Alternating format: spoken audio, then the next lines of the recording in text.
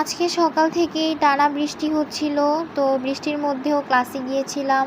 Class শেষ করে রুমে এসে দেন ফ্রেশ হয়ে খাওয়া দাওয়া করে একটু ঘুমিয়েছিলাম। ঘুম থেকে উঠতে উঠতে আমার প্রায় সন্ধ্যার আগ মুহূর্ত হয়ে যায়।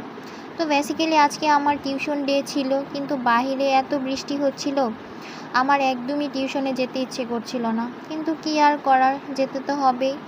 দেন রেডি হয়ে হাতে একটা ছাতা নিয়ে একজোড়া প্লাস্টিকের স্যান্ডেল পরে বেরিয়ে পড়লাম টিউশনির উদ্দেশ্যে। হাঁটছিলাম আর চিন্তা করছিলাম যে স্টুডেন্টদের প্রতি আমাদের যে ডেডিকেশন, যে ঝড় বৃষ্টি তুফানেও আমরা ওদেরকে পড়াতে যাই, এই ডেডিকেশন যদি আমরা আমাদের লাইফে একটু প্রয়োগ করতে পারতাম, তাহলে হয়তো আমরাও লাইফে খুব শাইন করতে পারতাম।